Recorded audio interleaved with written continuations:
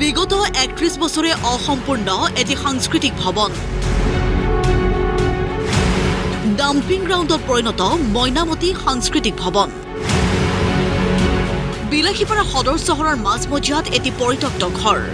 উৱলি গৈছে টিন হাবি জংঘলেৰে পৰিপূৰ্ণ হৈ যেন ভূত বাংলাত পৰিণত হৈছে বাসগৃহটো 1994 চনৰ 2 জানুৱাৰী তদানীন্তন মুখ্যমন্ত্ৰী হিতেশ্বৰ শইকীয়াই শিলান্যাস কৰিছিল এই সাংস্কৃতিক ভৱনটোৰ সকলোৱে ভাবিছিল সোনকালে পৰিপূৰ্ণ হৈ উঠিব মইনামতি সাংস্কৃতিক ভৱন কিন্তু শিলান্যাসৰ ৩১ বছৰেও সম্পূৰ্ণ হৈ নুঠিল এই ভৱনটো তেতিয়াৰ দিনত ৰাজকোষৰ লাখ লাখ টকা ব্যয় সাপেক্ষে আৰম্ভ হৈছিল ভৱনটোৰ নিৰ্মাণ কাৰ্য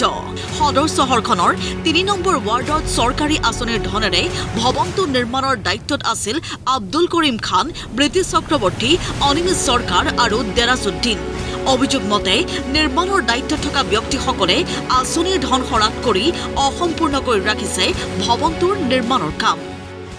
দুখ লগা কথা বিলাসীপাৰা চহৰৰ মাজমজিয়াত তেতিয়াৰ মুখ্যমন্ত্ৰী হিতেশ্বৰ শইকীয়াৰ কালান্তত মইনামতি আঁচনি নামৰ এখন সাংস্কৃতিক ভৱন কৰিছিলে সেই ভৱনটো এতিয়া আধৰুৱা হৈ গ'ল মানে কিছুমান লোকে নিজে ব্যক্তিৰ লাভালাভৰ কাৰণে সেই টকাখিনি আত্মসাৎ কৰিলে সেই আত্মসাৎ ব্যক্তিসকল কৰিম খান আৰু অমিনাথ চৰকাৰ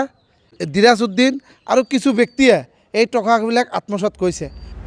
বন জংঘল জাবৰ জোথৰে ভৰি পৰা ভৱনটোত নিশা হলেই মদৰ আড্ডাৰ লগতে অসামাজিক কাৰ্য চলাৰো অভিযোগ সেয়েহে গোৱালপৰীয়া লোক সংস্কৃতিৰ অন্যতম ধ্বজাবাহক মইনামতি শিল্পী সমাজৰ সাংস্কৃতিক ভৱনটোৰ নামত সংঘটিত এই দুৰ্নীতিৰ তদন্তৰ আহ্বান জনাইছে ৰাইজে লগতে ভৱনটো পুনৰ নিৰ্মাণৰ দাবী স্থানীয় ৰাইজৰ